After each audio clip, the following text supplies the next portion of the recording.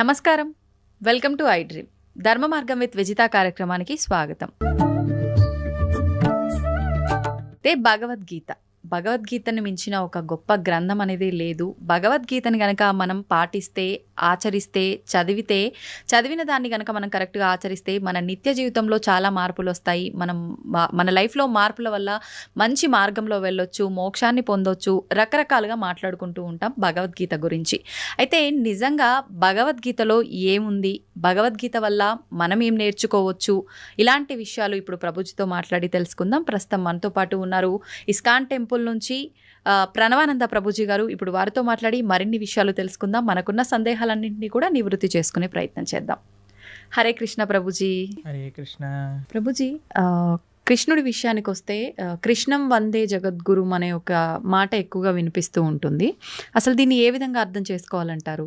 కృష్ణుడు జగద్గురువులు గీతాచార్యులై అయ్యారు.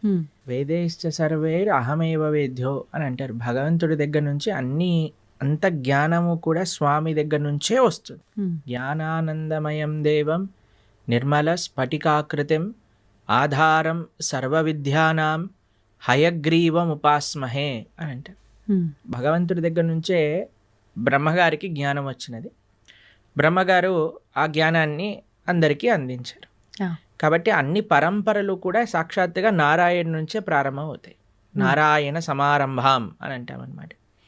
కాబట్టి మనకి 5000 సంవత్సరాల క్రితం ఎప్పుడైతే కురుక్షేత్ర యుద్ధం జరిగింది, ధర్మక్షేత్రే కురుక్షేత్రే సమవేతాయుత్సవ మామక పాండవాశ్చైవ కిమకర్వత సంజయ. అయితే కృష్ణుడు ఒక యుద్ధ భూమిని ఎందుకు చూస్ చేసుకున్నారు అని కానీ మనం ప్రశ్నిస్తే చూడండి, ఎప్పుడైనా India Pakistan world cup final last ball 2 runs to win ఉన్నప్పుడు ఎవరు ఏ పని చేస్తున్న వాళ్ళైనా సరే, క్రికెట్ ఇష్టం ఉన్న వాళ్ళైనా సరే, లేని వాళ్ళైనా సరే అందరూ వచ్చి చూస్తారు ఏమవుతుంది ఇప్పుడు. అవునా కాదా చెప్పండి? అవును ప్రభుజీ, కరెక్ట్. అప్పట్లో ఇండియా పాకిస్తాన్ ఎలా ఉండేదో అప్పుడు కౌరవులు పాండవులు అనమాట. మొత్తం ప్రపంచం అంతా వాళ్ళు ఎంత శక్తివంతం అంటే ఏదో ఒక సైడ్ తీసుకోవాల్సి వచ్చింది అందరికి. ఐదర్ కౌరవుల సైడ్ కానీ పాండవుల సైడ్. మొత్తం అన్ని కెమెరాలు, ఫోకస్ లైట్లు అన్ని కురుక్షేత్రం పైనే ఉందన్నమాట.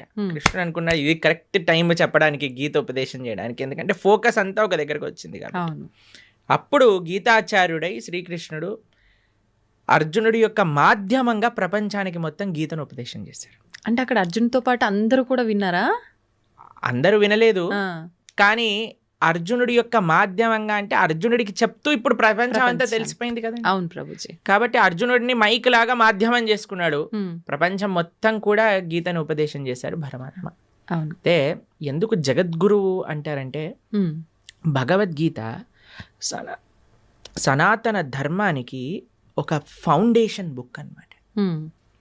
సనాతన ధర్మం యొక్క సిద్ధాంతాలన్నీ కూడా భగవద్గీత ప్రస్తావన చేసింది, ప్రతిపాదన చేసింది. అందుకే ఆచార్యులందరూ కూడా గీత పైన భాష్యాన్ని రచించారు.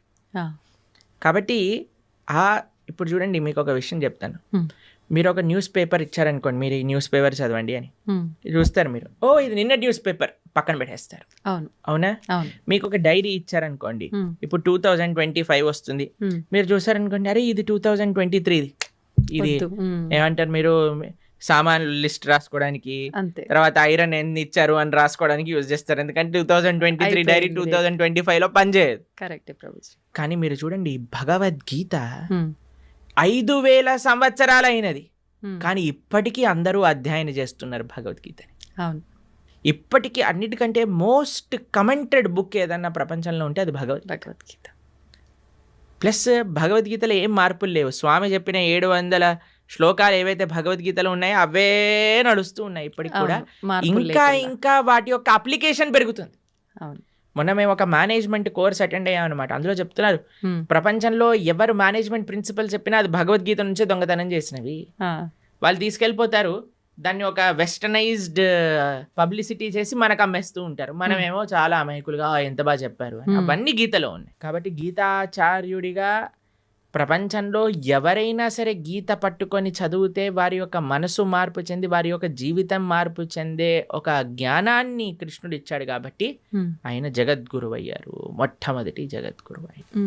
కాబట్టి అందరి గురువులకి ఆయనే గురువు, ఎందుకంటే ఆయన ఉపదేశం చేసిన తత్వములే మనందరం మాట్లాడుకుంటాం కాబట్టి. అది నారాయణుడిగా ఆయన జ్ఞానాన్ని ఇచ్చిన, కృష్ణుడిగా ఆయన జ్ఞానాన్ని ఇచ్చిన, వ్యాసుడిగా ఆయన జ్ఞానాన్ని ఇచ్చిన, హయగ్రీవుడిగా ఆయన జ్ఞానాన్ని ఇచ్చిన, హంసావతారంగా జ్ఞానాన్ని ఇచ్చిన, కపిలుడిగా జ్ఞానాన్ని ఇచ్చిన, అన్ని అవతారాలు జ్ఞానాన్ని పంచడానికి కోసమే వచ్చాయి. కాబట్టి ఆయన జ్ఞాన నిధి. అందులో భగవంతుడికి షడైశ్వర్య సంపూర్ణుడు అంటాడు. భగవాన్ అనే వాటికి నిర్వచనంగా పరాశర మహర్షి విష్ణు పురాణంలో షడ్ ఐశ్వర్యములు పరిపూర్ణంగా కలిగినవారు అని చెప్తారు. అందులో ఒక ఐశ్వర్యం సకల జ్ఞానము కలిగినవాడు ఆయన. కాబట్టి ఆయనకి తెలియనదంటూ ఏముండదు.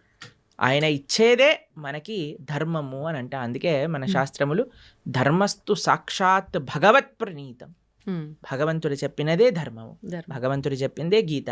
ఆ గీత ఎక్కడ ప్రపంచంలో ఎవరు అధ్యయనం చేసి పాలించినా సరే వాళ్ళు సుఖ సంతోషాలతో ఉంటారు. కృష్ణుడు గీతాచార్యుడై జగద్గురువులై వసుదే వసుతం దేవం కంస చానూర మర్దనం దేవకీ పరమానందం కృష్ణం వందే జగద్గురు. అటువంటి గీతా జయంతి మహోత్సవాన్ని కూడా మనం ఇటీవల చేసుకున్నాం.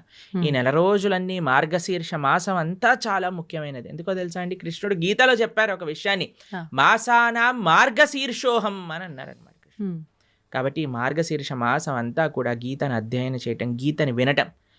మన ప్రణవానంద దాస్ అనే ఛానల్ ఉంటుంది యూట్యూబ్లో, అందులో మనకి ప్లేలిస్ట్లో ఒకసారి మనం 18 అధ్యాయాలకి 18 గంటలు మనం ప్రవచనం అని చెప్పామన్నమాట. అది వినడానికి ప్రయత్నం చేస్తే మనకి గీత ఏం చెప్పాలనుకుంటుంది అనే విషయాలు మొత్తం కూడా మనకు అర్థం అవుతాయి. అలా గీతని వినటం, గీతని చదవటం, గీతని 10 మందికి ఇవ్వటం ఈ మార్గశీర్ష మాసంలో చాలా ముఖ్యమైన విధానం అన్నమాట. ప్రభుజీ, గీతా జయంతి అన్నారు కదా, గీతా జయంతి అంటే ఆ రోజు రచించడం జరిగిందా, చెప్పడం జరిగిందా, ఎందుకు అది గీతా జయంతిగా చెప్పబడింది? మీరు ఎప్పుడైనా పుట్టినరోజు, ఒక పుస్తకం పుట్టినరోజు చూసారా అండి? కేవలం ఒకటే పుస్తకం పుట్టినరోజు ఈ ప్రపంచంలో ఉంటుంది, అది గీతా జయంతి. అంటే పుట్టినరోజు చేస్తున్నామంటే ఆ పుస్తకం ఎంత గొప్పదో అర్థం చేసుకోండి. అయితే గీతా జయంతి యొక్క విశేషత ఏంటి అని అంటే, గీత ఆ రోజు శ్రీకృష్ణుడు ఉపదేశం చేశారు అని ఒక విషయం చెప్తారు. ఓకే. లేదు, అమావాస్య రోజు ఉపదేశం చేశారు, సంజయుడు దాన్ని ప్రతిపాదన చేశారు ధృతరాష్ట్రుడికి, అది ఏకాదశి రోజు అని కూడా విషయం చెప్తారు. కానీ గీత ప్రకాశితమైన రోజు ఇది మనం తెలుసుకోవాలి. అర్జునుడికి కృష్ణుడు ఉపదేశం చేసిన రోజు గీతా జయంతి. అసలు రచించింది ఎవరు ప్రభుజీ గీతని? కృష్ణుడు చెప్పాడు, వ్యాసుడు రచించాడు. అంటే విన్నది అర్జునుడు కదా, మళ్ళీ అంటే వ్యాస భగవానుడికి ఇప్పుడు వ్యాస భగవానుడి యొక్క శిష్యుడు సంజయుడు. సంజయుడికి ఒక వరం ఇస్తాడనమాట వేదవ్యాసుడు. నువ్వు ఎక్కడున్న విషయమైనా సరే నీకు కనిపిస్తుంది, నీకు అది అర్థమవుతుంది అని. ఎందుకంటే ధృతరాష్ట్రుడికి చెప్పాలి, మామక పాండవైశ్చైవ కిమ కుర్వత సంజయ్, ఏం చేస్తున్నారు వాళ్ళు అని సంజయుడిని అడిగారు.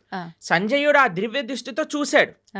కృష్ణుడు అర్జునుడికి చెప్పిన విషయాలన్నీ కూడా సంజయుడు ధారణ చేసి ధృతరాష్ట్రుడికి చెప్పాడు. సంజయుడు మాధ్యమంగా వేదవ్యాసుడికి తెలిసి వేదవ్యాసుడు కూడా రచించాడు. కాబట్టి మహాభారతము వేదవ్యాస లిఖితం. అందులో కృష్ణుడు ఉపదేశం చేసిన భగవద్గీత మధ్యలో పొందపరుచుంది అనమాట. కాబట్టి భగవద్గీత అటు శృతి ఇటు స్మృతి, అపౌరుషేయము లిఖించబడినది, రెండు కూడా విశేషమైన లక్షణం భగవద్గీతకి. అయితే ఇప్పుడు మనందరం చూస్తున్నది తెలుగులో మనకు కనిపిస్తుంది గీత అని అంటే, ముందుగా రచించింది సంస్కృతంలోనేనా ప్రభుజీ? సంస్కృతంలో ఉన్నప్పుడు అంటే ఎవరంటే వాళ్ళు చదవడానికి అంటే బ్రహ్మాండంగా గీతని ఎవరైనా చదువుకోవచ్చు. చిన్నపిల్లలు, స్త్రీలు, వృద్ధులు, పురుషులు ఎవరైనా సరే గీత అధ్యయనం చేసుకోవచ్చు, బ్రహ్మాండంగా చదువుకోవచ్చు. ఇలా ప్రభుపాదుల వారి దయ వల్ల ఆయన ఏం చేశారంటే గీత యొక్క యాక్సెసిబిలిటీ ఎలా పెంచారు అని అంటే, ఏ లాంగ్వేజ్ సుమారుగా 70 కంటే ఎక్కువ లాంగ్వేజెస్లో శ్రీల ప్రభుపాదుల వారి యొక్క భగవద్గీత ట్రాన్స్లేట్ చేయబడింది. ఇంకో విషయం చెప్తాను, లాస్ట్ 50 yearsలో 55 కోట్ల గీత పుస్తకాలు వితరణ చేసింది ఇస్కాన్. 55 కోట్ల పుస్తకములు వితరణ చేశారు ప్రపంచ వ్యాప్తంగా. అది గొప్ప విషయం అన్నమాట. కాబట్టి అలా మనం ఈ గీతా వితర అనేది చాలా ముఖ్యమైన సేవ. కాబట్టి మీరు ఏ లాంగ్వేజ్లో శ్రీల ప్రభుపాదుల భగవద్గీత యథాతథం అని మీరు టైప్ చేశారనుకోండి, మీకు ఈజీగా లభించేస్తుంది. దాన్ని చక్కగా మనం చదువుకోవటమే. అది తెలుగులో అంటే తెలుగులో, ఇంగ్లీష్లో అంటే ఇంగ్లీష్లో, హిందీలో అంటే హిందీలో, అన్నిట్లో ఉంది. ఇప్పుడు గీతని అంటే దానం చేయొచ్చా ప్రభుజీ? ఎవరికి దానం చేయొచ్చు అంటారు ఒకవేళ అంటే దానం మన ఇంట్లో ఉండే పుస్తకాన్ని దానం చేసేయకూడదు. మన ఇంట్లో ఉండే పుస్తకాన్ని మనం చదువుకుంటూ ఇంకో పుస్తకాన్ని తీసి దానం చేయొచ్చు. ఇప్పుడు చూడండి, అందరికీ ఒక క్రేజ్ పెరిగిపోయింది ఈ మధ్యలో, రిటర్న్ గిఫ్ట్స్ అని. సరే, మీరు ఏ చిన్న ఫంక్షన్ చేసినా సరే రిటర్న్ గిఫ్ట్ ఇవ్వాలి. ఇప్పుడు వచ్చే గిఫ్ట్ కంటే వెళ్ళే గిఫ్ట్ ఇంకా ఈ ప్రెస్టీజియస్ గా ఉండాలి అని ఆలోచిస్తూ ఉంటారు. పెళ్లిల్లో ఉండే వాళ్ళందరూ ఆలోచిస్తుంటారు ఏమి ఇవ్వాలి, ఏం చేయాలని. మీరు ఏ వస్తువు ఇచ్చినా సరే, ఇదేంటి, ఇది అందరు ఇస్తున్నారు, ఇదెందుకు, దీనికంటే ఎక్కువ తీయచ్చు కదా, అన్ని కంప్లైంట్స్ వస్తూ ఉంటాయి. ఎవరు సాటిస్ఫై చేయలేం. నా పర్సనల్ సజెషన్ ఏంటి అంటే, సనాతన ధర్మంలో ఉండే వాళ్ళు ఎవరైతే వివాహం చేసుకుంటారో రిటర్న్ గిఫ్ట్గా అందరికి ఒక గీతా పుస్తకాన్ని ఇవ్వండి. మంచి సలహా ప్రభుజీ.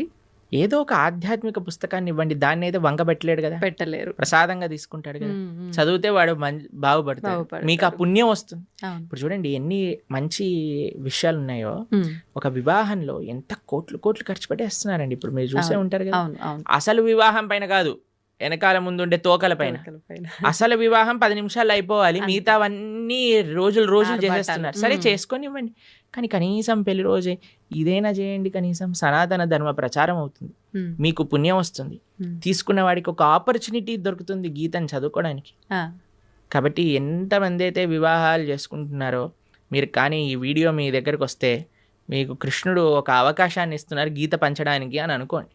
మాకు ఎంతో మంది తెలుసండి, చాలా మంది పెద్ద ఆఫీస్ ఫంక్షన్స్ జరిగినప్పుడు, ఏదైనా జరిగినప్పుడు, మొన్నే మేము ఆదిలాబాద్లో ఉన్నప్పుడు ఒక ఆయన 108 భగవద్గీత పుస్తకాలు తీసుకెళ్ళి వాళ్ళ ఇంట్లో జరిగే ఉత్సవంలో అందరికి ఇవ్వాలి అని తీసుకెళ్ళారనమాట. కాబట్టి తప్పకుండా మీకు కానీ గీత పుస్తకాలు కావాలి అని అంటే ఇస్కాన్ ఆదిలాబాద్కి మీరు కాంటాక్ట్ చేయండి. మీకు ఎన్ని వేలు కావాలంటే అన్ని 1000 పుస్తకాలు మేము పంపిస్తాం. చక్కగా మీరు రిటర్న్ గిఫ్ట్ రూపంలో గీత పుస్తకాన్ని ఇవ్వండి. అప్పుడు మీరు అడగచ్చు, వాళ్ళు చదవరండి, చాలా మంది ఇంట్లో ఉంటే చాలండి. మీకు ఒక స్టోరీ చెప్తాను. ఒకళ్ళకి మేము గీత ఇచ్చామన్నమాట. వాళ్ళు అన్నారు మా ఇంట్లో చదవరండి పుస్తకాలు అన్నారు. మీ పిల్లలైనా మీరు చదవకపోతే మీ పిల్లవాడు ఏం చదువుతాడండి, వాడికి అసలు ఇంట్రెస్ట్ లేదండి అని. సరే అయ్యా మీ ఇంట్లో పెట్టుకో, ఎవడైనా వచ్చినప్పుడు చదువుతాడు వాడు అని అన్నాను. సరే అని వాళ్ళ ఇంట్లో పెట్టుకున్నారనమాట. పెట్టుకుంటే వాళ్ళ ఇంట్లోకి హైదరాబాద్లో ఉంటారు వాళ్ళు. అయితే వాళ్ళ ఇంట్లో ట్రీట్మెంట్ కోసం అని వాళ్ళ చుట్టాలు ఎవరో 3 రోజుల కోసం వచ్చారట హైదరాబాద్లో ఉండడానికి. అయితే 3 రోజులకి పాటు ట్రీట్మెంట్, హాస్పిటల్కి వెళ్ళి ఇంటికి రావటం అలా జరుగుతుంది. వాళ్ళు అనుకున్నారట సాయంత్రం పూట ఏం చేయాలి అని. వాళ్ళకి పుస్తకం షెల్ఫ్లో గీత కనిపించింది. అయితే మేము చెప్పాము ఎవరో ఒకరు చదువుతారు, మీరు ఉంచుకోండి ఇంట్లో అని అన్నాను. అంతే. వాళ్ళు తీసుకున్నారు, వాళ్ళు చదివారు, వాళ్ళకి చాలా నచ్చింది ఆ పుస్తకం. వాళ్ళ ఇంటికి తీసుకెళ్ళిపోయారు. వాళ్ళు ఉండేది ఎక్కడో మహబూబ్ నగర్ ప్రాంతంలోనే ఎక్కడో. వాళ్ళు గీత చదివి వాళ్ళు భక్తులు అయిపోయారు. మేము ఒక కార్యక్రమానికి వెళ్ళినప్పుడు వాళ్ళు మాకు ఈ విషయం చెప్పారు, ప్రభుజీ మీరు ఒకళ్ళ గీత ఇస్తే వాళ్ళ ఇంట్లో ఉన్న గీత మేము చదివితే మేము భక్తులం అయిపోయాం. ఎవరికొకరికి ఉపయోగపడింది. ఎవరికొకరికి ఇప్పుడు బాంబు పెట్టారనుకోండి, ఎక్కడో ఒక చోట పేలుతుంది కదండి. అలానే గీత కూడా అంతే, మన దగ్గర ఉండాలంతే. మీరు చదవకపోతే మీ పిల్లలు చదవకపోతే మనవాళ్ళు మనవరాళ్ళు ఎవరో ఒకరు చదువుతారు. గీత ఉన్న దగ్గర తరించకపోవటము అంటూ ప్రశ్నే లేదు. గీత ముట్టుకున్నవాడు, చూసినవాడు, దర్శించుకున్నవాడు, ఒక పేజ్ చదివినవాడు, ఒక అక్షరం చదివినవాడు అందరూ తరిస్తారు, దాంట్లో ఎటువంటి డౌటే లేదు. ఏ లాంగ్వేజ్ లో ఉన్నది చదివినా కూడా ఏ లాంగ్వేజ్ లో ఉన్న గీతా మహాత్యం చెప్తుంది. గీత ఎక్కడైతే ఉంటే అది సాక్షాత్తుగా ప్రయాగ క్షేత్రంతో సమానము. కాబట్టి మన ఇంట్లో మనకి చాలా ముఖ్యం అండి. మనకి మీకు సాంప్రదాయంలో చూస్తే మనం మంగళం అని మంగళహారతి భగవంతుడికి సమర్పణ చేస్తాం. అందులో శాస్త్రాలకు కూడా మనం మంగళహారతి సమర్పణ చేస్తాం అన్నమాట. ఏవైతే వైదికమైన గంధములు మన ఇంట్లో ఉంటాయి. కాబట్టి ప్రతి ఒక్కళ్ళింట్లో గీత, భాగవత, రామాయణాదులు ఉండవలసినదే. మీరు అనుకోకండి మా ఇంట్లో ఎవరు చదవరు, తెచ్చి పెట్టండి, ఎవరో ఒకరు చదువుతారు. పూజ రూమ్ లో పెట్టి ఉంచొచ్చా ప్రభు? పూజ రూమ్ లో పెట్టేసి మంచిగా వాటికి అన్ని క్లాత్ కట్టేసేసి లోపల పెట్టేసి దండలేసేసి పుష్పాలు, పూలు, పసుపు చదవాలన్నా సరే ఆ మూట తీయటం కూడా పలకన్నా సరే వద్దులే బాబు అన్నట్టుగా ఉండకూడదు. యాక్సెసిబుల్ గా ఉండాలి ఎవరైనా చదువుకోవాలన్నప్పుడు. అవును. కాబట్టి పూజ చేసేయమనండి అంటే ఇప్పుడు అందరూ మొన్న గీతా జయంతి రోజు ప్రవచనం చెప్తున్నాం అనమాట. ఏమన్నా మీ అందరికీ ఇప్పుడు భగవద్గీత ఆరాధన ఎలా చేయాలో చెప్తాను, అందరు ఫస్ట్ ఆచమనం చేయండి అనగానే అందరు పుస్తకాలు తీసుకొని రాసుకుంటున్నారనమాట. ఫస్ట్ ఆచమనం చేయాలి, దాని తర్వాత మీ కుడి చేత్తో గీత తీసుకోండి, కుడి చేత్తో గీత తీసుకో, ఎడం చేత్తో పట్టుకోండి, దాన్ని ఓపెన్ చేయండి, చదవటం ప్రారంభించండి, ఇదే ఆరాధన అంటే ఓ ఇదే ఆరాధన, మేము ఇంకేదైనా చెప్తారే అనుకున్నాం ప్రభుజీ గారు, ఏం పుష్పాలు తేవాలి, ఏం అభిషేకాలు చేయాలి అని. కాబట్టి అంటే భగవంతుడి ఫోటోకు ఆరాధన చేసినట్టు చేయాలనుకున్నారు. ఒక్కొక్క విధానం ఒక్కొక్క వస్తువుకి ఒక్కొక్క రకంగా ఆరాధన చేస్తాం. గ్రంథాలకి ఆరాధన ఎలా చేస్తాము అని అంటే అధ్యయనం చేయటమే ఆరాధన, అది చదవటమే ఆరాధన. ఓకే. కాబట్టి ఏదో మనం ఆరతులు తిప్పేసామా అది ఇది కాదండి, మెయిన్ మనం చదవాలి పుస్తకాన్ని, గీతను, భాగవతాన్ని, వీటన్నిటిని అధ్యయనం చేయటమే ముఖ్యం. ఇప్పుడు చదవాలన్నప్పుడు చాలా మందికి మాంసాహారం తినే అలవాటు ఉంటుంది కదా ప్రభుజీ, మాంసాహారం తిన్న తర్వాత చదవాలనుకుంటే చదవచ్చా? ఫస్ట్ మాంసాహారం మానేయండి అందరూ. మానలేము అనుకుంటే తప్పదు. అలా ఎందుకు అనుకుంటారు మానలేము అని? మనం జీవహింస చేయటం మానలేము అని అంటే ఎలా అంటే చెప్పండి. ఇప్పుడు టెర్రరిస్ట్ అన్నారు అనుకోండి, నేను జనాల్ని చంపటం మానలేను అని అంటారా? అప్పుడు మీరేమంటారా? పర్వాలేదు నాన్న, నువ్వు నీకు అనిపించట్లేదు కదా చంపేసే అని అంటామా మనం? అనలేము. చెప్పండి, అంటారా మీరు? లేదండి మాకు చంపాలనే ప్రాణం ఉంది అంటే కంటిన్యూ అంటామా? కారణం కదా. కాబట్టి మనం ఫస్ట్ నాన్ వెజిటేరియన్ ఆపేసేయండి, ధార్మికంగా ఉండండి. లేదండి మేము ఎంత చెప్పినా మేము మారము అన్న వాళ్ళు పర్వాలేదు, గీత చదవటం ప్రారంభం చేయండి, ఆ గీత యొక్క అనుగ్రహం చేత మానేస్తాం. ఓకే. కాబట్టి మీకు ఒక విషయం చెప్తాను, ఎందుకు మానేయమంటున్నాం అంటే, ఇప్పుడు గీత చదివినప్పుడు అది వంటికి ఎక్కాలి కూడా కదండి. అవును. ఇప్పుడు డాక్టర్ గారి దగ్గరికి వెళ్తారు మీరు, డాక్టర్ గారి దగ్గరికి వెళ్ళినప్పుడు డాక్టర్ ఏం చేస్తారు, మీకు ఈ మెడిసిన్ వేసుకోండి అని ఇస్తారు, దాంతోపాటు ఇవి తినకూడదు అని ఒక లిస్ట్ ఇస్తారు మరి. అవును ప్రభుజీ. డాక్టర్ ఏమంటాడంటే ఇవి తినటం ఆపేస్తేనే నీకు ఈ మెడిసిన్ పనిచేస్తుంది. అవునా కదా చెప్పండి. ఇప్పుడు మీరు నాకు అడిగారు అనుకోండి, ప్రభుజీ మెడిసిన్ మెయినా ఇవి ఆపేయటం మెయినా అని నేను మిమ్మల్ని అడిగాను అనుకోండి, మీరు ఏం చెప్తారండి? మెడిసిన్ మెయిన్ అని చెప్తా నేను. మెడిసినే మెయినా, ఆపటం మెయిన్ కాదు కదా? కాదు, దాని బదులు ఇంకో ఫుడ్ తినొచ్చు, కానీ మెడిసిన్ ఆపితే అది తగ్గదు కదా ప్రభుజీ. నేను అడిగే ప్రశ్న ఏంటి అంటే, ఇప్పుడు ఈ మెడిసిన్ మెయిన్ అనుకున్నాం అనుకోండి, ఈ మెడిసిన్ వేసుకుంటూ డాక్టర్ తినద్దు అన్న విషయాలు కూడా తింటూ ఉన్నాం అనుకోండి, మనకి మెడిసిన్ శరీరం పైన పనిచేస్తుందా? పనిచేయదు. రెండు మెయినే కదా. ఎంత మెడిసిన్ మెయినో అంతే పథ్యం కూడా మెయిన్. అవునా కదా? అలానే ఎంత మనం గీత చదవటం ముఖ్యమో అంతగా ఏవైతే గీత వద్దు అని అంటుందో వాటిని దూరంగా పెట్టడం కూడా ముఖ్యమే. మనం ఎప్పుడైతే మాంసాహారం, మద్యం, మాదక ద్రవ్యాలు, జూదం ఆపటం వల్ల ఏమవుతుంది అంటే, మెడిసిన్ ఏదైతే మనం తీసుకుంటున్నా, గీత అధ్యయనం చేస్తున్నామో, జపం చేస్తున్నామో, పూజ చేస్తున్నామో, ఆరాధన చేస్తున్నామో అది మనకి వంటికి ఎక్కుతుంది. మనకి ఏంటి తత్వము అని అర్థం అవుతుంది, లేకపోతే అర్థం కాదు. ఎందుకంటే ఈ డీపర్ స్పిరిచువల్ సైన్సెస్ అర్థం చేసుకోవాలంటే మనం సత్వగుణంలోకి రావాలి. సత్వగుణం అంటే ఎటువంటి జీవహింస, ప్రాణిహింస, స్వయం హింస. ఇప్పుడు చూడండి, మాంసాహారం తినడం అంటే వేరే వాడిని హింసించడం. మాదక ద్రవ్యాలు, సిగరెట్, మందు, ఇప్పుడు చూడండి, ఇది శాస్త్రం వరకు చెప్పాల్సిన అవసరం లేదండి, సిగరెట్ డబ్బా పైనే చూపిస్తుంది స్మోకింగ్ కాజెస్ క్యాన్సర్ అని. మీరు సినిమాలలో ఒక చిన్న మందు బాటిల్ చూపించారంటే పక్కన smoking and drinking is dangerous to health అని అంటారు. అవును ప్రభుజీ. ఒకటి, మీరు వేరే వాళ్ళనైనా హింసిస్తున్నారు, మీ శరీరాన్ని మీరు స్వయంగానే హింస పెట్టుకుంటున్నారు. ఎక్కడైతే హింస ఉన్నదో అక్కడ ధర్మం ఉండలేదు. మొన్న మేము ఒక విషయంలో చెప్తున్నాం అనమాట, హిందూ అంటే అర్థమే హింసకి ఎంతో దూరంగా ఉండేవాడే హిందువు. అది హిందూ యొక్క అర్థం. కాబట్టి మాంసాహారం తిని గీత చదవచ్చా అని అంటే ఫస్ట్ మాంసాహారం మంజేయండి. ఇప్పుడు ధనుర్మాసం వస్తుంది, తర్వాత కొత్త సంవత్సరం వస్తుంది, ఒక సంకల్పం తీసుకోండి. ఎవరైనా అంటారండి మేము తినకపోతే చచ్చిపోతామని? అలాంటి వాళ్ళు ఎవరైనా ఉంటారా? లేదు కదా. అదేమి నేను ఇప్పుడు ఊపిరి పీల్చుకుపోతే చచ్చిపోతాను అని అంటే ఓకే పర్వాలేదయ్యా, ఊపిరి పీల్చుకో అని చెప్తా. నీళ్ళు తాగకపోతే చచ్చిపోతాము, సరే పర్వాలేదు, అది కూడా ఒప్పుకుంటా. నేను వేరే ప్రాణిని చంపి తినకపోతే చచ్చిపోతాను అనేవాడు ఉంటాడా అండి ఎవరైనా? లేరు కదా. కాబట్టి అది నీ ప్రాణం పైకి రావట్లేదు, కాబట్టి వేరే వాళ్ళ ప్రాణం తీయకు. కాబట్టి మనం ఒక సంకల్పం తీసుకుందాం, మంచిగా ధార్మికంగా ఉండడానికి ప్రయత్నం చేద్దాం.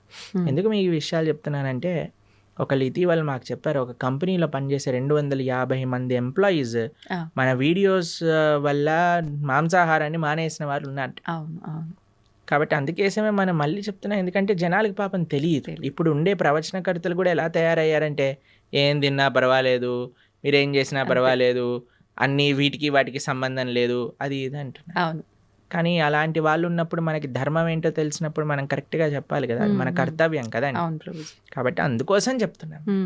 కాబట్టి మంచిగా ధార్మికంగా ఉండండి, మంచి భగవంతుడి యొక్క కృప పొందే విధంగా ఉండాలి.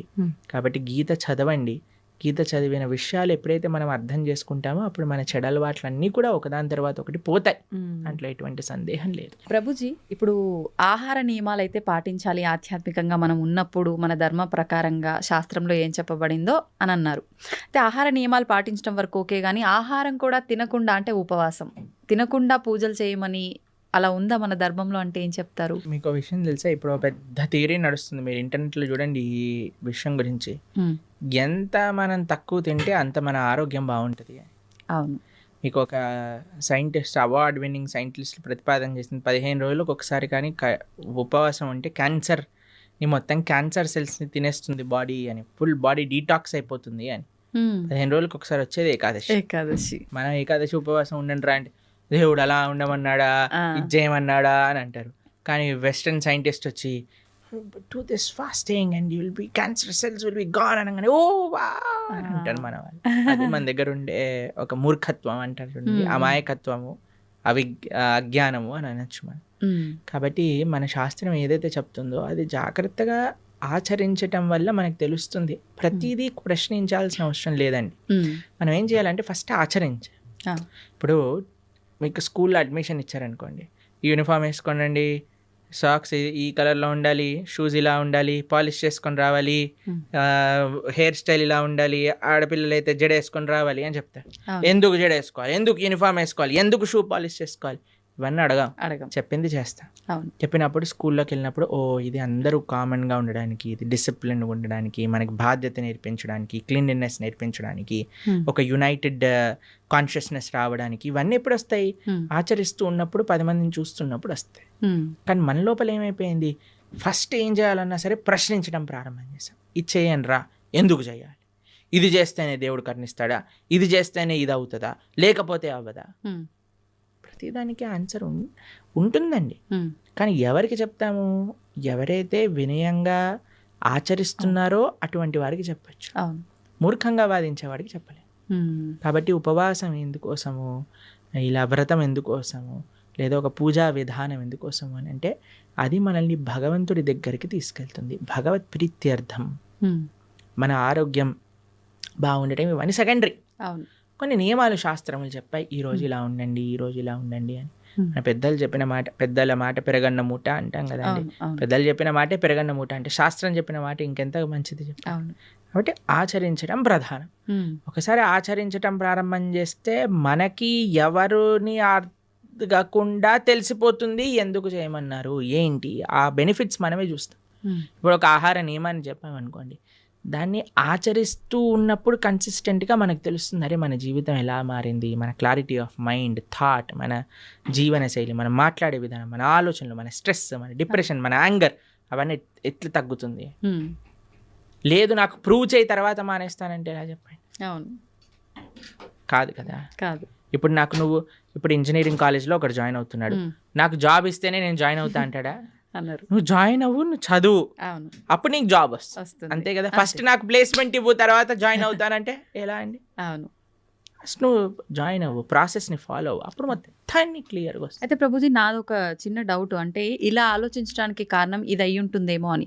కొన్ని అంటే ఇప్పుడు సైంటిఫిక్గా ప్రూవ్ చేసిన తర్వాత మీరు చెప్పినట్టుగా నమ్ముతున్నారు అంటే అది మనకి ఎప్పుడో ఉంది శాస్త్రాల్లో. కానీ మన శాస్త్రాలు, పురాణాల విషయానికి వస్తే కొన్ని వేల లక్షల సంవత్సరాల క్రింద నుంచి ఉన్నవి అని చెప్తారు. కానీ అంటే ప్రతిదానికి కూడా ఒక నిర్దిష్టమైన అంటే ఇది టైము, ఇప్పుడు రచించారు, లేకపోతే ఇప్పుడు రాశారు, ఇప్పటి నుంచి ఉంది అని నిర్దిష్టమైన ఒక సమయం లేదు.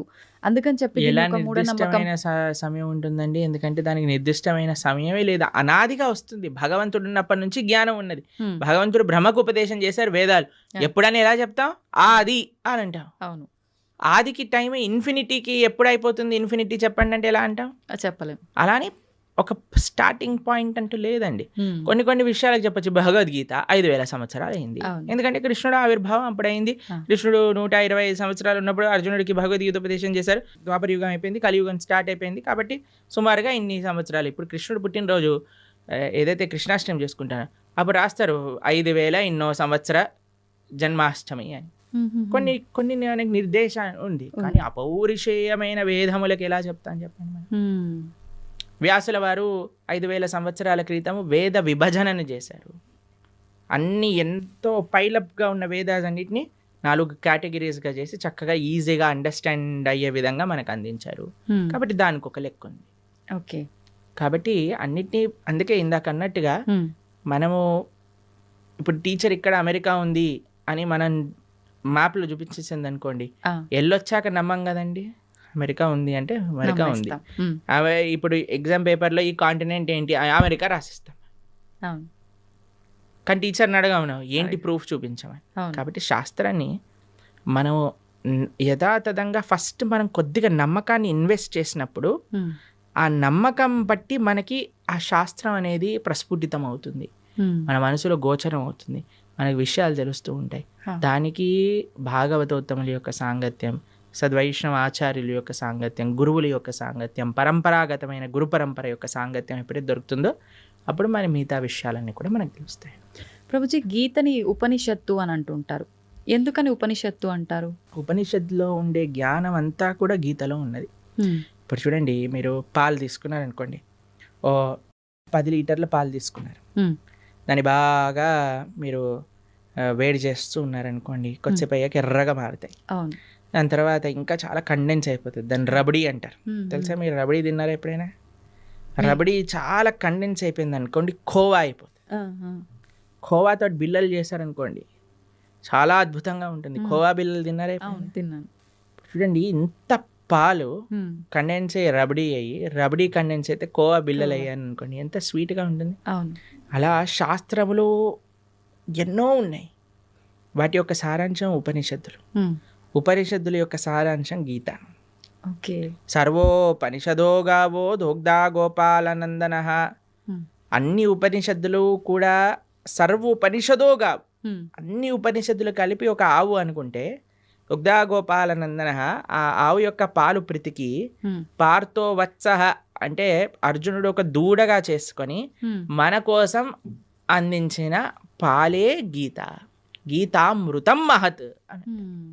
అటువంటి గీతామృతం ఏదైతే భగవద్గీత ఉందో అది అన్ని ఉపనిషత్తుల యొక్క సారాంశమే, కాబట్టి అది ఉపనిషత్, గీతోపనిషత్ అని మనం అంటాం. ప్రభుజీ, ఇప్పుడు విష్ణువు అవతారాలలోకెల్లా, అన్ని అవతారాలకెల్లా కృష్ణుడి ఒక్క అవతారానికి మాత్రమే, అంటే ఒక బోయవాడి చేతిలో విషపు బాణానికి మరణించాడు అని చెప్పి వింటూ ఉంటాం. ఎందుకని ఇలా డిసైడ్ చేయబడింది అంటారు? ఎలా సాధ్యపడింది అలా? అసలు కృష్ణుడు బోయవాడి చేతిలో చనిపోయాడు అనేది అబద్ధం.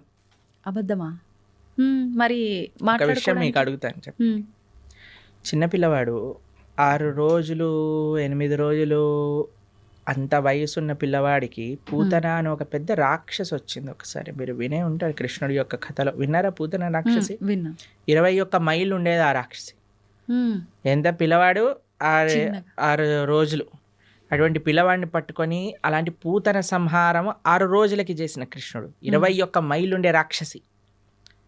తృణావర్త, శకటాసుర, కేశి, అరుష్టాసుర, ప్రలంబాసుర, వత్సాసుర, ధేనుకాసుర, ఇలాంటి అసురులందరినీ, అఘాసుర, వ్యోమాసుర, ఇటువంటి అసురులందరినీ చిన్న వయసులో, చిన్న పిల్లవాడు ఇలా బొమ్మలతో ఆడినట్టుగా, చిన్నపిల్లలు యానిమల్ బొమ్మలను ఆడతారు చూడండి, అవి చిన్న పిల్లవాడు తీసుకొని ఇలా పడేశాడు అనుకోండి, ఆ డైనోసారస్ వెళ్ళి అలా గోడకి ఎత్తుకుంటుంది.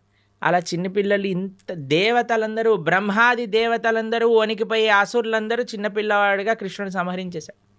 కాళీయ అనే విషపూరితమైన సర్పం పైన నృత్యం చేసి కాళీయుడిని తరింపజేశాడు ఆయన. కస్యానుభావో నదేవ విద్మహే తవాంగ్రిరేణు స్పర్శాధికార. కాళీయుడిని అనుగ్రహించిన కృష్ణుడు ఒకసారి మొత్తం కారు చిచ్చు, మొత్తం అరణ్యంలో అంతా మంట పెట్టుకుంటే అనేసరికి మొత్తం మంటంతా ఆయన లోపలికి వెళ్ళిపోయింది. గోవర్ధనగిరి 21 మైళ్ళు ఇప్పుడు మనం చూస్తున్నాం. బృందావనంలో ఆనాటికి ఎంతో ఉండేది. గోవర్ధనుడికి ఒక శాపం ఉంది, రోజు ఆవగిందంతా తక్కువ అయిపోతావు అని. అందుకోసం ఇప్పుడు చూస్తే కృషించిపోయింది. కానీ కృష్ణుడు ఉన్నప్పుడు ఇంకా మహిమాన్వితంగా ఉండేది. అటువంటి పర్వతాన్ని 7 రోజులు 7 రాత్రులు చిటికని వేలిపైన ఎడమ చేతి చిటికని వేలిపైన పట్టుకున్న కృష్ణుడు ప్రవాసన అనే ఒక పర్వతం ఉండేదండి. ఒక పెద్ద మౌంటైన్ పై నుంచి లాంగ్ జంప్ చేస్తాడు ఆయన. లాంగ్ జంప్ చేసినప్పుడు సేఫ్ ల్యాండింగ్ అవుతుంది ఆయనకి. మీకు ఇంకో విషయం చెప్తాను, యమలోకానికి వెళ్ళి వాళ్ళ గురువు గారి యొక్క శిష్యుని పట్టుకొని వస్తాడు కృష్ణుడు. అటువంటి శిష్యుడికి ఎప్పుడైతే కృష్ణుడు వెళ్ళి యమలోకంలో శంఖం పూరించాడో యమధర్మరాజు పరిగెత్తుకుంటూ వచ్చి అయ్యా నీకేం కావాలో చెప్పు అనగానే మా గురువు గారి శిష్యుని వదిలేసి అనగానే తీసుకొచ్చి అయ్యా తీసుకోండి, నువ్వే ప్రపంచానికి సొత్తు, నువ్వేం కావాలన్నా ఇస్తాను అని యమధర్మరాజు ఇచ్చేసి. అటువంటి కృష్ణుడికి ఒక బోయవాడు బాణాన్ని పాదాలకు, మీరు ఒకసారి ఆలోచన చేయండి, ఒక పాదానికి ఒక ఫీట్కి ఎవరికైనా బుల్లెట్ తగిలింది అనుకోండి, చనిపోతాడా? చనిపోరు. కాకపోతే కాలు మన సీరియళ్లలో పాయింట్ బ్లాక్ లో బుల్లెట్ పోయినా సరే వాడు నెక్స్ట్ మినిట్ వాళ్ళ భార్య ప్రార్థన చేయగానే లేచి నించుంటాడు. అలాంటిది పరమాత్మ భగవంతుడైన శ్రీకృష్ణ పరమాత్మ కాలికి ఒక బాణం తలిగితే చనిపోతారు అని అంటే ఎలా మనం నమ్మగలుగుతాం చెప్పండి? ఎటువంటి స్వామి! మీకు ఒక విషయం చెప్తాను, అందుకే శాస్త్రాన్ని చదవాలి. ఇన్స్టాగ్రామ్ రీళ్ళు అవి ఇవి చూడకూడదు. భాగవతం ఏం చెప్తుంది అంటే, కృష్ణుడు అలా ఒక పెద్ద చెట్టు కింద శంఖచక్ర గదా పద్మములతో ఇలా విశ్రమించి ఉన్నాడు. దూరం నుంచి ఒక బోయవాడు చూశాడు కృష్ణుడిని. కృష్ణుడి యొక్క పాదము ఆయనకి ఒక జింక చెవిలా కనిపించింది అన్నమాట. అయితే దూరం నుంచి ఆయన బాణం వేశాడు. ఆ బాణం వచ్చి కృష్ణుడికి తలిగింది. తర్వాత ఆ బోయవాడు వచ్చాడు. ఇప్పుడు బాణం వేసాక చూస్తాడు కదండి, గురి తలిగిందా, ప్రాణం చూసుకోవచ్చా అని కృష్ణుడి దగ్గరికి వస్తాడు. ఓ కృష్ణ పరమాత్మ సాక్షాత్తుగా కృష్ణుడు అని దర్శిస్తాడు. 3 ప్రదక్షిణలు చేస్తాడు కృష్ణుడికి. కృష్ణుడు అంటే అయ్యా నీకు మోక్షాన్ని ఇచ్చేస్తున్నాను అని, నువ్వు నా విరమణ చేసే నేను లీలలో, నా అంతర్ధానం అయ్యే లీలలో నువ్వు కూడా నీ యొక్క కాంట్రిబ్యూషన్ ఇచ్చావు కాబట్టి నీకు మోక్షాన్ని షూట్ చేసిన వాడేమో మోక్షానికి ఇచ్చేసాడు ఆయన, ఈయనేమో శరీరాన్ని విడిచిపెట్టేశారంటే ఎంత విచిత్రం చూడండి. దాని తర్వాత ఏదో ఆ బాణం అలానే ఉంది. స్వామి అన్నీ ఇంకా అవతార పరిసమాప్తి చెయ్యాలి అని అనుకునే సమయంలో దేవతలందరూ, వారి కోసం కదండి కృష్ణుడు ఆవిర్భవించింది, అందరు దేవతలు వచ్చి పైనుంచి పుష్పవృష్టి కురిపిస్తున్నారనమాట. తండ్రి నా కోసం నువ్వు అవతరించావు, కృతజ్ఞతలు కృతజ్ఞతలు అని అందరూ కృష్ణుని స్తోత్రం చేస్తుంటే, కృష్ణో స్వదాగోపకతే ధర్మ జ్ఞానాభి సహ, కృష్ణుడు శరీరాన్ని వదిలేసి ఇక్కడ ఏదో తర్వాత ఆయన ఆత్మ పైకి వెళ్ళిపోయింది అలాంటిది ఏమి ఉండదండి. ఆయన స్వయంగా శరీరం పూర్తి శ్రీకృష్ణ పరమాత్మ, ఆయనకి ఆత్మ వేరు శరీరం వేరు కాదండి. కృష్ణుడు మనలాగా జీవుడు పంచభౌతికమైన దేహం కాదండి. జన్మ కర్మచ మే దివ్యం, ఆయన జన్మ దివ్యమే, ఆయన కర్మ దివ్యం, ఆయన శరీరం దివ్యం. ఆయన ఎలా అయితే ఆ చెట్టు కింద కూర్చున్నారో అలానే శరీరంగా ఆయన యొక్క ధామానికి చేరుకున్నారు కృష్ణ పరమాత్మ. ఎప్పుడు ఆయన అవతార పరిసమాప్తి చెయ్యాలి ఆయన ఆ సంకల్పం చేసేసుకున్నప్పుడు. కాబట్టి ఆ బోయవాడి చేతితో చనిపోయాడు అనేది పెద్ద అబద్ధం. ఇప్పుడు ఇక్కడ అంటే ఈయనకు మోక్షం కల్పించడం కోసమే ఆ బాణం తగలడమా ప్రభుజీ, లేదంటే రాముడు వాలిని చెట్టు చాటు చంపటము ఇదంతా? ఎందుకంటే వాలి చనిపోయే ముందు రాముడికి క్షమాపణ అడిగి అయ్యా నువ్వు చేసింది ధర్మమే అని వాళ్ళ కుమారుడిని రాముడికి సరెండర్ చేయించి వెళ్ళిపోతాడు. కాబట్టి భగవంతుడికి మనలాగా every action as equal and opposite reaction లాంటి స్వామి దగ్గర పనిచేయవండి. కానీ ప్రతి ఒక్కరు ఉండదు. అదే ఉదాహరణగా తీసుకుంటారు. మనకి మనం WhatsApp university, Instagram college, Facebook tuitions ఇవన్నీ తీసుకుంటాం కాబట్టి మనం ఇలా తయారయ్యాం. కానీ శాస్త్రంగా అర్థం చేసుకోవాలి మనం. కావున కృష్ణుడికి భగవంతుడికి పుట్టుక ఉండదు, భగవంతుడికి మరణం ఉండదు. ప్రభుజీ ఇప్పుడు మనకున్న 4 యుగాల్లో ప్రస్తుతం కలియుగంలో ఉన్నాము. అయితే కలి ప్రభావం వల్ల రకరకాల పాపాలు పెరిగిపోతున్నాయి, అది కలి ధర్మం అంటుంటారు. మరి ఈ కలియుగంలో మన అంటే తప్పు ఒప్పులని మన కర్మలని తప్పించుకునే శక్తి మనకు ఉందంటారా? కలో దోష నిదేరాజన్ అస్తి ఏకోన్ మహాన్ గుణాన్ కీర్తనాదేవ కృష్ణస్య ముక్త సంగపరం రజేత్ అని మన శాస్త్రం చెప్తుంది. కలియుగంలో మీరు చెప్పినట్టుగా దోషాల నిధి. ఇంకా మీకు విషయం చెప్పినండి, కలియుగం స్టార్టే అవ్వలేదు, ఇది ఇంకా కలి యుగ సంధి కాలము అని అంటారు. మొట్టమొదటి 5,000 సంవత్సరములు, హ్మ్. 5,000 సంవత్సరములు, 6,000 సంవత్సరాలు అలా చేంజ్ అన్నమాట. బ్రిడ్జ్ టైం ఇది. అంటే ఆహా. ద్వాపర యుగానికి కలియుగానికి బ్రిడ్జింగ్ టైం ఇది. మార్గం అనుకోవాలా అంటే ప్రభుజీ? పూర్తి కలియుగం ఆరంభం అవ్వలేదు ఇంకా. అవ్వలేదు. ఓకే. ఈ 5-10 ఇయర్స్ 5,000 ఇయర్స్ హ్మ్, హ్మ్. సంధి కాలము అని అంటారనమాట దాన్ని. మ్మ్. కాబట్టి ఇంకా కలియుగం ప్రారంభం అవ్వకముందే కలియుగం ఇలా అన్యాయం ఘోరం అంటున్నారు. ఇంకా కలియుగం ప్రారంభమయ్యాక ఇలా ఉంటుంది చెప్పండి. ఇంకా ఘోరాలు ఎక్కువ అప్పుడైతే ఇంకా మీరు భక్తి చేయాలన్నా ధర్మం చేయాలన్నా మీకు ఎవడు ఐ డ్రీమ్స్ టీవీలో కృష్ణుడి గురించి మాట్లాడేవాడు ఉండడు. మొత్తం ఎంటర్టైన్మెంటే ఉంటుంది. ఓకే. కాబట్టి ఇప్పుడే మనకి వస్తుంది, కాబట్టి ఇప్పుడే మనం సీరియస్గా తీసుకొని ఇప్పుడే మనం జపం చేసుకోవటం, గీత చదువుకోవటం. ఎందుకంటే మళ్ళీ అనుకోవచ్చు మళ్ళీ వచ్చే జన్మలో చూద్దాం, వచ్చే జన్మలో నువ్వు చూడొచ్చు, కానీ నీకు చెప్పేవాడు ఎవడు ఉంటాడు కదా. అవును, అవును. కలియుగం ముందుకు వెళ్తూ ఉంటే ధర్మం మెల్లమెల్లగా తగ్గిపోతూ ఉంటుంది. మ్మ్. కాబట్టి ఆ ధర్మం మనకి ఈ మానవ జన్మ ఇప్పుడు వచ్చింది, ఇప్పుడు మనకి మంచి విషయాలు తెలుస్తున్నాయంటే ఈ క్షణం మనం మంచి మార్గంలోకి వెళ్ళవలసింది. మ్మ్. ప్రభుజీ, మీరు అసలు కలియుగం ప్రారంభమే అవ్వలేదు, ఇది సంధికాలం అంటున్నారు. కానీ ఈ మధ్య జరిగిన ప్రారంభమైనది కానీ పూర్తిగా కలి ప్రభావం లేదు ఇప్పుడు ఇంకా. Okay, okay. కానీ చాలా మంది అసలు కలియుగం యుగాంతమే జరగబోతోంది అని చెప్పి ఇప్పుడు వచ్చిన భూకంపాలు, ఈ ప్రళయాలను చూసి అంటున్నారు కదా. చాలా టైం ఉంది.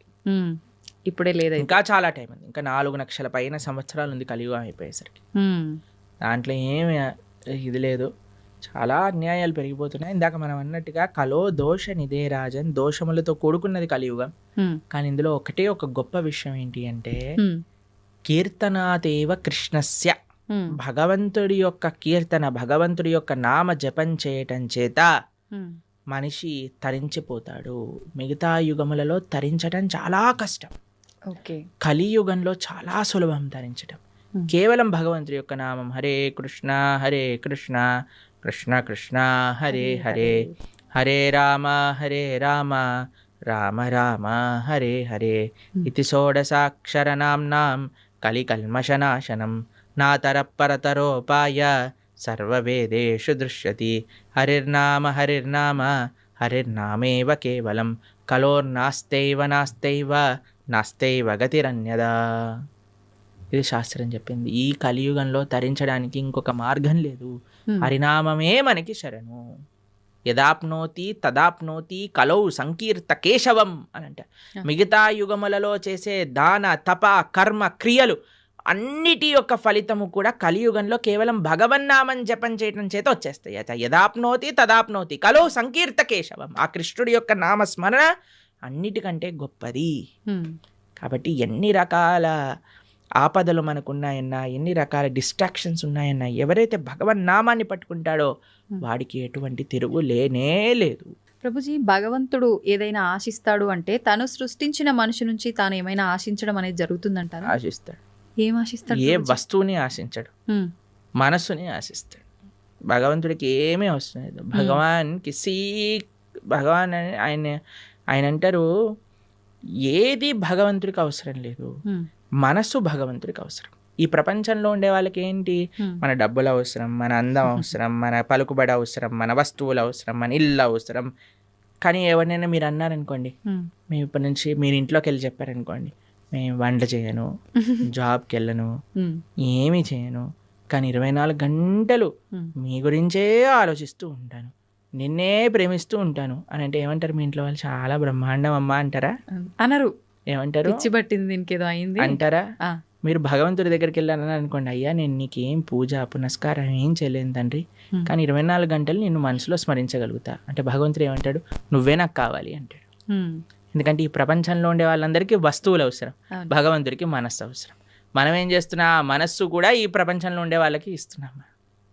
కాబట్టి మనము ఈ ప్రపంచంలో ఉండేటప్పుడు మన బాధ్యతలు నిర్వర్తిస్తూ మన మనసుని భగవంతుడికి ఇవ్వాలి. అట్లా అని చెప్పి భగవంతుడికి నాకు ఏది వద్దని చెప్పి ముందు కూర్చొని ధ్యానం చేస్తే బ్రతకలేం కదా ప్రభుజీ, అన్ని కావాలి. అలా బ్రతకమని చెప్పాడా కృష్ణుడు? భగవద్గీతలో అర్జునుడు అదే అన్నాడు, నేను వెళ్ళిపోతాను, సన్యాసం తీసుకుంటాను. కృష్ణుడు అన్నాడు, మా మనుస్మర యుద్ధ, నన్ను గుర్తుపెట్టుకుంటూ యుద్ధం చేయాలి నీ కర్తవ్యము అని అన్నాడు.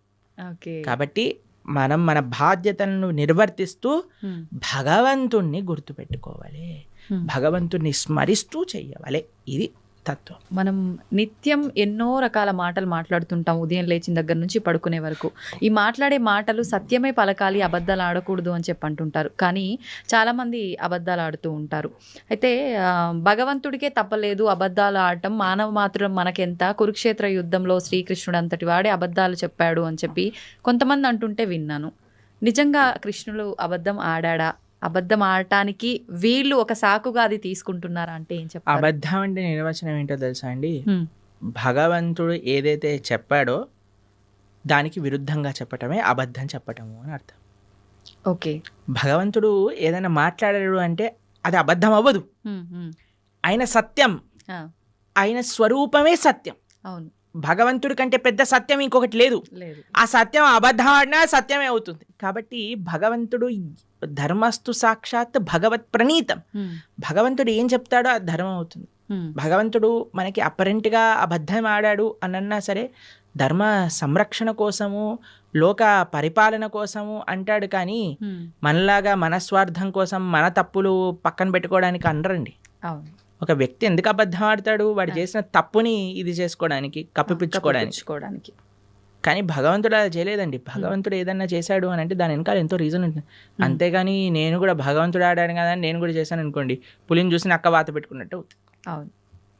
కాబట్టి మన వాళ్ళకి అన్ని చెడు పనులను సమర్థించుకోవడానికి భగవంతుడి పైన బాణాలు వేసేవాళ్ళు ఫస్ట్ అసలు భగవత్ తత్వం అంటే ఏంటో అర్థం చేసుకోవాలి. ఇప్పుడు చూడండి, మీరు ఒక సిగ్నల్ దగ్గర నించున్నారు అనుకోండి, మీ దగ్గర సిగ్నల్ దగ్గర ఉన్నారు, మీకు రెడ్ లైట్ పడింది, ఆగారు. ఒక సీఎం చీఫ్ మినిస్టర్ కాన్వాయ్ పోతుంది, ఆయన జుమ్ జుమ్ జుమ్ జుమ్ అని కార్లు వెళ్ళిపోతాయి. హే వాడు ఎందుకు వెళ్తున్నాడు, నేను కూడా వెళ్తానని మీరు కూడా వెళ్ళారనుకోండి, మిమ్మల్ని తీసి బొక్కలు పడేస్తారు. అంతే కదండి. కాబట్టి ఒక్కొక్కళ్ళకి ఒక్కొక్క పద్ధతి ఉంటుంది, ఒక్కొక్కళ్ళకి ఒక్కొక్క నియమం ఉంటుంది. ఆ నియమాన్ని ఆచరించడంలో గొప్పగా ఉంటుంది. కానీ పక్కన వాడి నియమాన్ని వాడెందుకు ఆచరించట్లేదు? ఇప్పుడు చూడండి, మీరు చాలా ఆశ్చర్యం ఏంటంటే గుళ్ళల్లో లైన్లలో నించుంటారు జనాలు. ఎప్పుడైనా విఐపీలు కానీ ఎవరైనా కొందరు ఫాస్ట్గా వెళ్ళిపోయారనుకోండి, వాళ్ళని చూసి వీళ్ళందరూ ఒకటే, వాళ్ళు ఎందుకు వెళ్ళిపోతున్నారు, వాళ్ళు తొందరగా అయిపోతుంది, మాకు అవ్వట్లేదని గోలబెట్టేస్తుంటారు. చూసారా టీవీలలో కూడా ఇలాంటి వీడియోలు చూస్తాం. మాకు అనిపిస్తుంది, సరే అయ్యా నీకు వాడు 2 నిమిషాల్లో వచ్చేస్తాడు, దర్శనం చేసుకొని 2 నిమిషాలు వెళ్ళిపోతాడు. నువ్వు అరగంట సేపు 2 గంటల సేపు ఆ ఆలయంలో ఉండి చక్కటి ఆ పాజిటివ్ స్పిరిచువల్ వైబ్రేషన్ని అబ్జర్వ్ చేసుకునే ఒక అవకాశం నీకు వచ్చింది. ఒక గీతో, భాగవతమో, ఒక విష్ణు సహస్రనామమో, ఏదో ఒకటి భగవన్నామమో, కృష్ణ గోవింద రామ నారాయణ అనుకోకుండా ఆ ఆలయంలో ఉండి ఆ పవిత్రమైన ఎన్వైరన్మెంట్ని పాడు చేసే విధంగా ఒకళ్ళపైన ఒకళ్ళు అరుచుకోవటాలు, వాళ్ళు వెళ్ళిపోతున్నారు, మేం టికెట్ కట్టాము, వీళ్ళు వెళ్ళిపోతున్నారు. ఈ గోల్ అసలు ఎంత విచిత్రమో చూడండి. అవును. వాడు అదృష్టవంతుడా, వీడు అదృష్టవంతుడా? మీరు చెప్పినట్టుగా చూస్తే వీళ్ళే అదృష్టవంతులు కదా, చెప్పండి. కానీ ఓపిక తక్కువ కదా ప్రభు. అలాంటి అసలు భగవంతుడు నేర్పించేది ఓపిక. ఆలయంలో ఓపిక పట్టిన వాడి జీవితంలో ఏం ఓపిక పడతారు చెప్పండి. అవును. ఈ వ్యక్తి ఏమన్నా ప్రైమ్ మినిస్టరా తొందరగా వెళ్ళిపోయి దర్శనం చేసుకోవడానికి? లేదు. సరే అయ్యా, బిజీ, అందరూ బిజీ అయ్యి ప్రపంచంలో, కానీ నీకు ఒక అదృష్టం వచ్చింది కదా, నువ్వే వేరే వాళ్ళని చూసి మనకెందుకు, వేరే వాళ్ళతో పోలికెందుకు? వాళ్ళు వెళ్ళారు దర్శనానికి, సరే భగవంతుడికి ఇష్టం లేదేమో ఎక్కువసేపు ఈయన నా ముందు కనిపించద్దు, తొందరగా పంపించేస్తాడు. కానీ నీ పైన ప్రేమ ఉందేమో, నిన్ను ఎక్కువసేపు చూసుకోవాలనుకుంటున్నాడేమో. కాబట్టి మాకు చాలా బాధేస్తుంది అండి ఎక్కడైనా ఆలయంలో ఆ ఫైటింగ్ నేచర్ ఎప్పుడైతే వచ్చేస్తుందో అది మొత్తం ఆ అట్మాస్ఫియర్ని పాడు చేసేస్తాం. కాబట్టి భగవంతుడితో మనకొద్దు, వేరే వాళ్ళతో పోలికొద్దు. మనము మన జీవితాన్ని పరిశీలన చేసుకుందాం.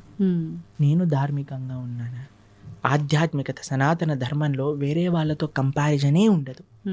నా జీవితాన్ని నేను భగవంతుడికి ఎలా సమర్పణ చేస్తున్నాను. ఇప్పుడు ఎగ్జామ్లో ప్రిపేర్ అయ్యేది నువ్వు ప్రిపేర్ అవుతావు, కానీ పక్కన వాడు అది ఆ చాప్టర్ వదిలేశాడు కాబట్టి నేను కూడా వదిలేస్తున్నాను, చెప్పని వాడు ఇది చేస్తున్నాడు కాబట్టి నేను కూడా చేస్తున్నాను. నీ ప్రిపరేషన్, నీ కాన్ఫిడెన్స్ నీది, నీ ఎగ్జామ్, నీ పర్ఫార్మెన్స్, నీ రిజల్ట్, నీ భవిష్యత్తు. అలానే ధర్మానికి వచ్చేసరికి నేను భగవంతుడికి ఆన్సరబుల్. ఒకరోజు భగవంతుడి ముందు నించున్నప్పుడు నేను చెప్పాలి సమాధానం. ఎంత అబద్ధం ఆడకుండా నేనున్నాను, ధర్మాన్ని ఆచరిస్తూ నేనున్నాను, శౌచం నేను పాటించాను. Krishna, you are not answerable to anybody in this world except God. ఇది గుర్తుపెట్టుకున్నాం అనుకోండి, వేరే వాళ్ళని మనం ఏమనం, ప్రశాంతంగా మన జీవితాన్ని చక్కగా మనం మంచి భక్తి మార్గంలో ఉండగలుగుతాం. అవును, నిజంగా ప్రతి ఒక్కరూ అంటే ఇంత జ్ఞానంతో ఆలోచిస్తే తప్ప ఆ వెయిట్ చేస్తున్నాము అనేది భగవంతుడు నిజంగా మీరు చెప్పినట్టు ఎక్కువసేపు నన్ను అలా భగవంతుడు ఉంచాలనుకున్నాడేమో, నాతో అలా పలికించాలనుకున్నాడేమో నామస్మరణ అనే ఆలోచన చేస్తే గనక కదండి మనకి నచ్చే వాళ్ళని అంటే హే ఎల్లకెళ్ళకెళ్ళ కొంచెం కూర్చో అంటాం కూర్చోమంటాం. కదా. అవును. అలానే భగవంతుడి దగ్గర కూడా కదండి, భావన అండి. మనసులో ఏదైనా భావన ప్రధానం. భావన మంచిగా ఉన్న వాడికి జీవితం అంతా బాగా కనిపిస్తుంది. ఆ భావన లేనివాడు జీవితంలో ఎక్కడ చూసినా సరే వాడు తప్పునే ఎత్తుకుతాడు. అవును. కాబట్టి భగవద్గీత చదవటం వల్ల ఏమవుతుంది అంటే మన భావన శుద్ధీకరణ జరుగుతుంది. వీ కెన్ థింక్ పాజిటివ్లీ, జీవితాన్ని ఒక కరెక్ట్ పర్స్పెక్టివ్లో మనం చూడగలుగుతాం. ప్రభుజీ, దేవుడు ఉన్నాడు అంటే దయ్యం ఉంది అని అంటారు. నిజంగా దయ్యాలు ఉన్నాయా? ఒంటిపైకి దేవుడు వచ్చాడు అని అంటుంటారు, పూనకాలు ఇలాంటివి అంటుంటారు కదా ప్రభుజీ. నిజంగా భగవంతుడు ఉన్నా కూడా అలా మనిషి ఒంటిపైకి రావటం లాంటిది జరుగుతుందా? దయ్యం నిజంగా దేవుడు ఉన్నాడు కాబట్టి దయ్యం కూడా ఉంది నమ్మాలా, లేదంటే ఇది మూఢనమ్మకమా? దయ్యం వస్తుంది కానీ దేవుడు రాడు. ఎందుకంటే మనం చేసే చెత్త పనులకి, మన శరీరంలో ఉండే ఆ అపవిత్రమైన ఆలోచనలకి భగవంతుడు ఎందుకు రావాలనుకుంటాడండి అసలు మానవుడి దగ్గరకి? అంటే మన ఆచరణ గొప్పదా, మన మాట గొప్పదా, మన సాధన గొప్పదా? మన దగ్గరికి ఎందుకు రావాలనుకుంటాడు చెప్పండి పరమాత్మ? భగవంతుడు రావాలి అనుకుంటే ఆయన శ్రీ విగ్రహ రూపంలో మాట్లాడతారు, లేదా తన యొక్క భక్తుల మాధ్యమంగా మాట్లాడతారు. అంతేకాని భగవంతుడు వచ్చేసి అని ఊగేసి ఏవేవో చేసేసి ఇవంతా ఏంటంటే ఒక భావన, ఒక ట్రాన్స్, నాకు ఇది వచ్చేసింది అని అనుకుంటున్నారు. కాబట్టి చాలా మంది అడుగుతారు, ప్రభుజీ అది నిజమా అబద్ధమా? వాళ్ళకి నిజం, నీకు అబద్ధం. వాళ్ళకి నిజం, మనకు అబద్ధం. ఓకే. ఎందుకంటే వాళ్ళు అలా నమ్ముతున్నారు నాకు వచ్చింది అని, కాబట్టి వాళ్ళకి నిజమే. ఓకే. నీకు నిజమా? కాదు, మనకు అబద్ధం. ఎందుకంటే దేవుడు రాడు, దేవుడు మనిషి పైకి రానే రాడు. He has many other better positions to come. Okay. కాబట్టి ఎవరికైతే మాకు దేవుడు వచ్చేసాడు అని అంటారో, జస్ట్ మీకు నిజం అండి, నాట్ డినయింగ్ ఇట్. నీకు నిజం, ఎందుకంటే నీ మానసిక స్థితి అలా నీకు చెప్తుంది. కానీ వేరే వాళ్ళు నమ్మవలసిన అవసరం లేదు. మరి దయ్యం పరిస్థితి ప్రభుజీ? దయ్యం వస్తుంది ఎందుకంటే చేసేవన్నీ రాక్షస పనులు కదా. వేరే వాళ్ళని హింసించటం, వేరే వాళ్ళని మాట్లాడటం, అపవిత్రంగా జీవించటం. కాబట్టి దయ్యం రావడానికి చాలా అనుకూలమైన పనులు చేస్తున్నా, దైవం రావడానికి అనుకూలమైన పనులు చేస్తున్నావా అనేది ప్రశ్నార్థం. ఓకే. కాబట్టి దయ్యం ఎవరి దగ్గరకు వస్తుందండి? ఎవరైతే చాలా నెగిటివ్గా ఉంటారో, నెగిటివ్, డిప్రెస్డ్, ఆ కళ లేకుండా, ఎప్పుడైనా సరే అంటే ధార్మికంగా చూడండి, కొంతమందిని చూస్తే మనకి ఆ భగవత్ కళ అనేది ఉట్టిపట్టే విధంగా ఉంటుంది. వాళ్ళ యొక్క వేషభూషం కానీ, వాళ్ళ యొక్క సాధన కానీ, వాళ్ళ యొక్క వర్చస్సు కానీ, అలాంటి వాళ్ళ దగ్గరికి ఎప్పుడు నెగిటివ్ ఎనర్జీస్ రావు. కానీ ఎవరైతే ఎప్పుడు కూడా డిప్రెషన్లో ఉంటారో, గ్లూమీగా ఉంటారో, అని నెగిటివ్ ఆలోచిస్తుంటారో, వేరే వాళ్ళకి నెగిటివ్ చెయ్యాలి అని ఎవరైతే అనుకుంటారో వాళ్ళకి దగ్గర తప్పకుండా నెగిటివ్ ఎనర్జీస్ ఉంటాయి. ప్రభుజీ, ఇప్పుడు ఒంటిపైకి దేవుడు రావటం అయితే కాదు, అది వాళ్ళ వరకే నిజంగాని మనం నమ్మాల్సిన అవసరం లేదు. కానీ చాలా మంది ఇది పక్కన పెడితే దేవుడు మాకు కనిపిస్తాడు అని చెప్పి, మీకు కూడా చూపిస్తామని చెప్పి ఈ మధ్యకాలంలో అంటున్నారు. నిజంగా దేవుడు కనిపిస్తాడు? దేవుడితో ఫోన్ చేసి మాట్లాడించే వాళ్ళు కూడా ఉన్నారు. ఇంకా రాబోయే కాలంలో వచ్చేసారు ఆల్రెడీ. మన ధర్మంలో లేరు, పక్క ధర్మంలో ఉన్నారు. ఇంకా ఓకే, పక్క ధర్మం అంటూ పక్క మతాలలో ఉన్నారు. ఇంకా దేవుడు ఫోన్ నెంబర్లని. తర్వాత మీకు విషయం తెలుసా, స్వర్గంలో వాళ్ళకి ప్లాట్లు కూడా అమ్మే మతాలు కూడా ఉన్నాయి. ఇంకా అయ్యో, ఒక దేశంలో ఒక మతానికి చెందిన వాళ్ళు స్వర్గంలో నీకు ఇంత ప్లాట్, ఇంత డబ్బులు ఇచ్చి వాళ్ళ మత పెద్ద తీసుకొని వాళ్ళకి అమ్మిన వృత్తాంతాలు ఇప్పుడు జరుగుతున్నాయి. ఇంకా ఇంత పిచ్చోళ్ళ జనాలు. మీకు కనిపించట్లేదా ఆ పిచ్చితనం ఎలా ఉందో? మన కింద పడిపోగానే అందరూ డాన్స్ వేయటం, వాడేదో నీళ్ళు జలంగానే ఖర్చు లేయంగానే ఇట్లా చేస్తుంది. వాళ్ళకంటే ఇంకా పిచ్చి ఇంకేం ఎయిడ్స్ బాగా చేసేస్తా అంటాడు, క్యాన్సర్ బాగా చేస్తా అంటే చచ్చిపోయిన వాడిని లేపేశాడు ఒకడు. తెలుసా మీకు ఉత్తర భారతదేశంలో? అవునా ప్రభుజీ? డెత్ సర్టిఫికేట్ ఉన్న వాడిని లేపేశాడు దేవుడి పేరు మీద. అంటే మన దేవుడు కాదనుకోండి, ఎవరి గురించి మాట్లాడుతున్నా మీకు అర్థమైంది. అలాంటి వాళ్ళ వేలాది మంది వెళ్ళిపోయి హర్షేస్తూ, గోల పెట్టేస్తూ, కింద పడిపోయి అసలు నాకు ఇవి చాలా విచిత్రం అనిపిస్తుందండి. అంటే జనాలకు బుద్ధి ఉంటే వెళ్తారా అసలు అలాంటి ప్రదేశాలకు? చెప్పండి ఒకసారి. ఇలాంటివి జరుగుతున్నా కూడా చాలా చోట్ల మత మార్పిడిలు జరుగుతున్నాయి కదా ప్రభుజీ, మరి దాని గురించి ఏమంటారు? మంచి పని అనిపిస్తుంది మాకు. ఇలాంటి వాళ్ళు బుద్ధి లేని వాళ్ళు వెళ్ళిపోతే మంచిదే కదండి. మూర్ఖులు ఉన్న వాళ్ళైనా అసలు మంచిగా ఉన్న వాళ్ళు కావాలి కదా మనకి. కాబట్టి ప్రలోభాలు ఎక్కువైపోయాయి మతం పైన. కాబట్టి ఆ ప్రలోభాలు తగ్గించుకోవాలి మనం. వేరే వాళ్ళు మన ధర్మం, అందుకే చెప్తున్నాను ఏంటంటే, ఎవరైతే శాస్త్రాధ్యయనం చేస్తారో, ఎవరైతే మంచిగా శాస్త్రాన్ని చదువుకొని వాటిని పాచరిస్తారో, వాళ్ళని ఎవరు ఏ ప్రలోభం పెట్టి మార్చలేరు. మూర్ఖపు ఆలోచనలతో ఉండి దుర్మార్గపు ఆలోచనలతో ఉన్న వాళ్ళు మాత్రమే ఇది మూఢనమ్మకం అని భావించి ఇంకో దాంట్లోకి వెళ్ళడానికి ప్రయత్నిస్తారు. సంతోషం ప్రభుజీ, చాలా మంచి విషయాలు చాలా అద్భుతంగా వివరించారు, అందరికీ అర్థమయ్యే విధంగా. ధన్యవాదాలు. హరే కృష్ణ.